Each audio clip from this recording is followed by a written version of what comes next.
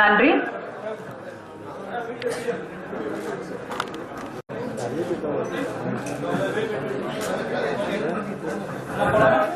நன்றி.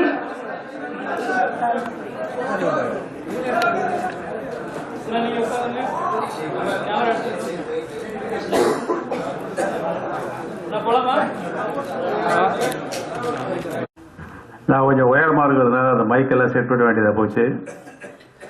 பத்திரிகை நண்பர்களே, டிவி நண்பர்களே, உங்களை உயிருக்குயிராக்கப்பட பிரஸ் மீட்டுக்காக வரவேற்பது வேந்தர் புரொடக்ஷன் சார்பாக நான் மிகவும் மகிழ்ச்சி அடைகிறேன். ஐயா கோவையா அவர்கள் 13 சிறந்த திரைப்படங்களை தமிழ்நாட்டுக்கு தந்திருக்கிறார். இன்னும் கூட அவருடைய ரெக்கார்டை பிரேக் பண்றதுக்கு இந்தியாவிலே யாருமே இல்லை. நான் சினிமாவுக்கு மிகவும் புதியவன். ஒரு காலத்தில் நண்பர் ராஜசேகரோடு சேர்ந்து இணைந்து ஸ்கிரீன் பிளே, அசோசியேட் டைரக்ஷன் என்ற முறையில் நான் இருந்திருக்கிறேன். இருந்தாலும் நான் கம்ப்யூட்டர் சம்பந்தப்பட்ட என்பதால் வெளியிலிருந்து இப்பொழுதுதான் SRM பல்கலைக்கழகத்தில் இணைந்து வேந்தர் புரொடக்ஷன் என்ற ஒரு நிறுவனத்தை ஆரம்பித்து அதன் வழியாக சிறந்த திரைப்படங்களை தமிழகத்திலே அளிக்க நாங்கள் முயற்சி செய்வோம். அதற்கு நீங்கள் உறுதுணையாக இருக்க வேண்டும். நண்பர் விஜய மனோஜ்குமார் அவர்கள் மிகச்சிறந்த ஒரு திரைப்பட இயக்குனர் என்பதை என்னையே நடிக்க வைத்திருந்தால் பாருங்கள். எனக்கு நடிப்பு என்றால் என்னவே தெரியாது. என்னையே நடிக்க வைத்திருக்கிறார் என்றால் அவருடைய திறமைக்கு சான்று வேறு எதுவும் இல்லை. இங்கே நண்பர் சாந்தகுமார் அவர்கள் மிகச்சிறந்த இசையை அள்ளி தந்திருக்கிறார்.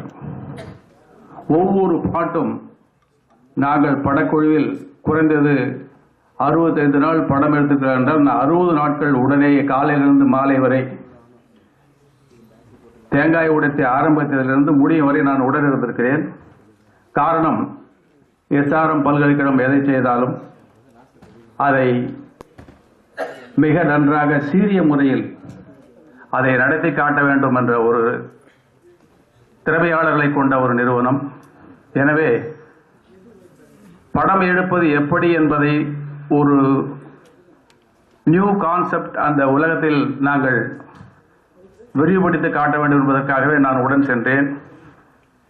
நான் ஒரு சாஃப்ட்வேர் எக்ஸ்பர்ட் என்பதிலே அதிலே முழு கவனம் செலுத்தி நான் அதை சிறந்த பயன்பாட்டில் கொண்டு வேண்டும் என்ற முறையிலே நான் தினமும் அங்கே சென்றிருக்கிறேன். அந்த முறையிலே அதில் நடித்திருக்கும் அனைத்து கலைஞர்களும் மிகச் சிறப்பாக நடித்திருக்கிறார்கள். உலகத்திற்கே வழிகாட்டக்கூடிய சிறந்த ஒரு நியூ கான்செப்டை ராணுவத்திற்கு எடுத்துச் சொல்லியிருக்கிறார் டைரக்டர் மனோஜ்குமார் அவர்கள். அது நிச்சயம் உலக மக்களால், முக்கியமாக திரைப்படத்துறையினருக்கு இது ஒரு முக்கிய சிறந்த நிகழ்ச்சியாக இருக்கும் என்று நான் சொல்லிக்கொள்ள விரும்புகிறேன். ஒளிப்பதிவாளர், நீங்கள் படத்தை பார்த்தால் ஒவ்வொரு ஃப்ரேமுக்கும் நீங்கள் கை தட்டக்கூடிய அளவிலே மிகச்சிறந்த முறையிலே செய்திருக்கிறார். வேண்டுமென்றால் உங்களை போன்ற டிவி துறையினரும் திரைப்பட செய்தியாளர்களால் தான் முடியும் என்று கேட்டுக்கொண்டு அமர்கிறேன். நன்றி, வணக்கம்.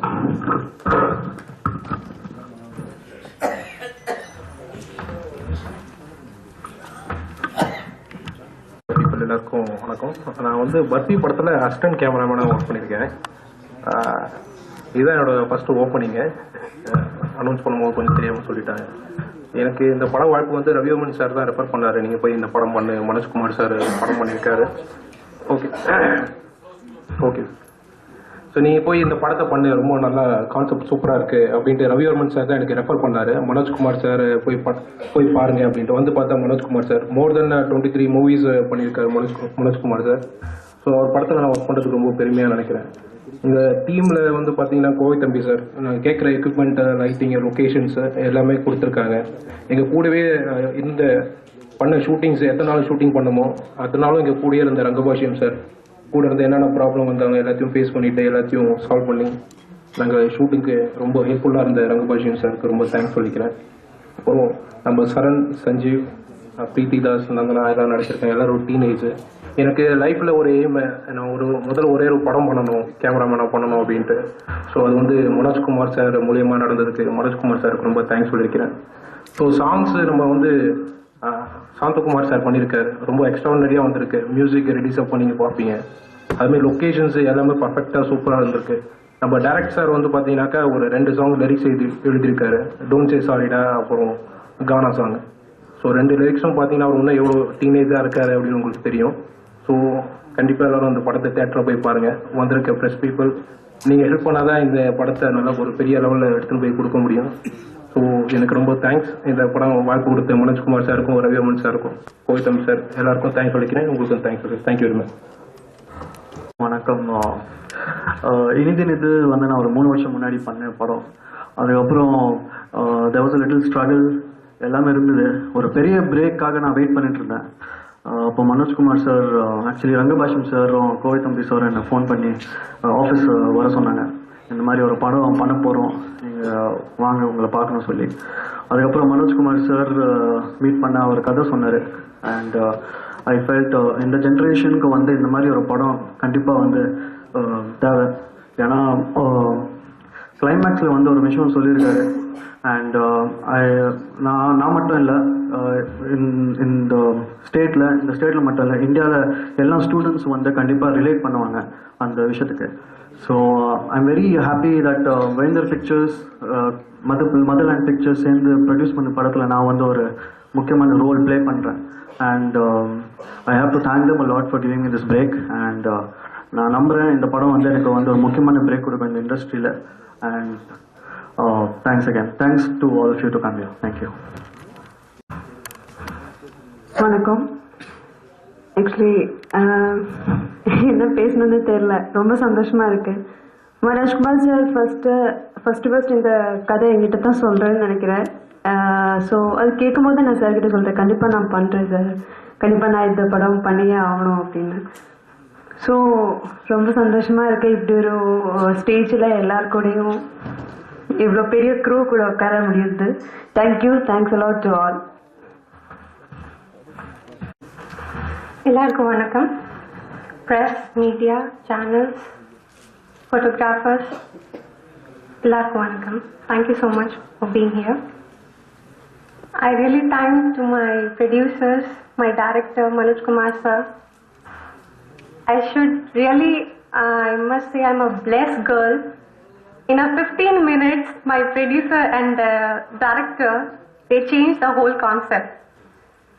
It was yes or no or whatever will be, but Manoj sir was the one person who just pushed me and he said, no, this is what I want. And basically I'm a North Indian girl, so Manoj sir wants like, kunjo Tamil pesna parvala, but pesno. So I really thank you. Thank you so much sir, giving me this opportunity. And thank you so much for the pictures, Motherland Pictures. And our music director, cameraman sir, Anand sir, he always sees, I look good or not, so whole thing is that. So thank you so much and thank you. That's it. வணக்கம் ஐயா. நான் music director கடைசியாக சொன்னது, நீங்கள் என்ன செஞ்சுருக்கீங்கிற ஒரு 2-3 நிமிஷம் நிருபர்களுக்கு விளக்கணும். அதனால அவர் விளக்கணும்னு சொன்ன காரணத்தினால அவர் கடைசியாக பேசணும். தயவுசெய்து டிவிக்காரர்களும் நிருபர்களும் கோபிச்சுக்காதீங்க. இப்ப நீங்க பொண்ணு பார்க்க வந்திருக்கீங்க. நான் சொன்ன உதாரணம் உங்களுக்கு ஏதாவது மன வருத்தம்னா விட்டுருங்க, மகிழ்ச்சினா ஏத்துக்குங்க. இந்த பொண்ணு பார்த்த ஒருபாடு நீங்க என்ன செய்யறீங்கன்னா, சரி இந்த பொண்ணு பரவாயில்ல, பார்த்தா தெரியுது, ஸ்டில் எல்லாம் பார்த்தா தெரியுது, எல்லாம் கூட இருக்கிறவங்க நல்லா குடும்பமா இருக்கு அப்படின்னு நினைச்சிட்டு நீங்க என்ன செய்யறீங்கன்னா, அடுத்தது நிச்சயதார்த்தத்துக்கு வர்றீங்க. நிச்சயதார்த்தத்துங்கிறத ப்ரிவிஷம். இப்ப நீங்க பொண்ணு பாக்குறது ப்ரமோஷன், ப்ரமோட் பண்ற ஒரு நிலை. நிச்சயதார்த்தத்துக்கு வந்த ஒரு பாடு பொண்ணு எப்படின்னு வெளியே எங்களை மாதிரி நின்றுட்டு இருக்கிறவங்க கேட்டா, பரவாயில்ல சூப்பர், சூப்பரோ சூப்பர், பரவாயில்ல பரவாயில்ல அப்படின்ட்டு போய் இந்த பொண்ணு பிடிக்கலன்னு மாத்திரம் உங்க பத்திரிகையிலையும் டிவிலையும் சொல்லிடாதீங்க. வணக்கம். நான் சொன்னது உங்களுக்கு புரிஞ்சிருக்குன்னு நினைக்கிறேன்.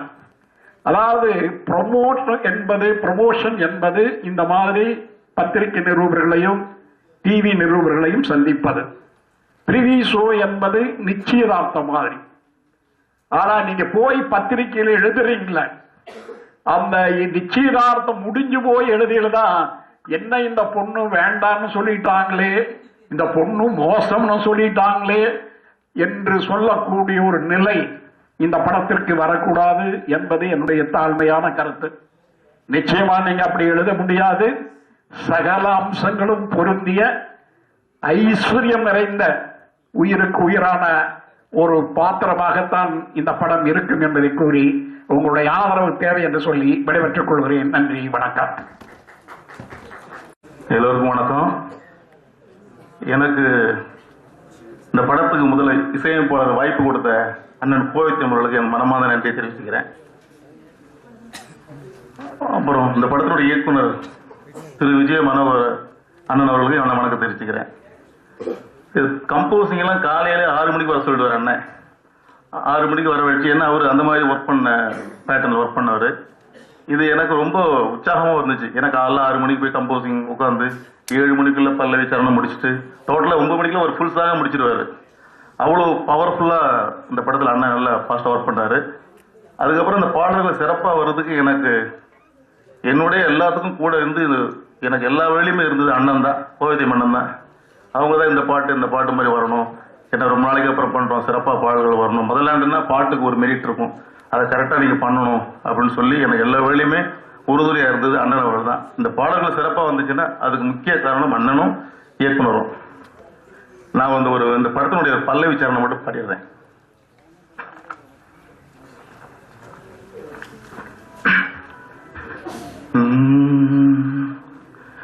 எனக்கு தெரியாமல் இங்கிருந்த உயிரே உயிரே,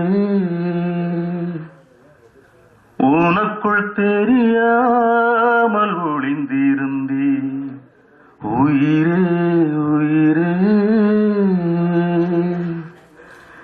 எனக்கு தெரியாமல் எங்கிருந்தாய் உயிரே உயிரே, உனக்குள் தெரியாமல் ஒளிந்திருந்தேன் உயிரே உயிரே, கனவினை நானும் புகைப்படம் எடுத்தேன், அங்கே அங்கே நீ நின்றாய், கனவினை நானும்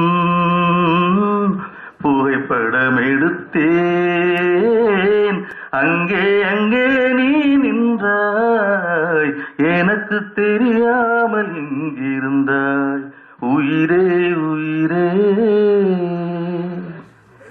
வெட்கத்தை கொஞ்சம் விரட்டிவிடு, கூந்தலில் என்னை துவட்டிவிடு, போகட்டும் பகலை துரத்திவிடு, புத்தகம் என்னை புரட்டியேடு, பெண்மையில் நானும் புதையலை கண்டேன், இத்தனை நாளாய் எங்கிருந்தாய், ஆண்மையில் நானும் அடைக்கலம் கொண்டேன், உன்னிடம் நானே ஒளிந்திருந்தேன், விளக்குகளில் வீடுகள் போரே இதயம் இருந்தது நேற்று வரை, உன் கண்களில் நான் காண்கிறேன் கார்த்திகை மாதத்து தீபங்களை, எனக்கு தெரியாமல் இங்கிருந்தாய் உயிரே உயிரே,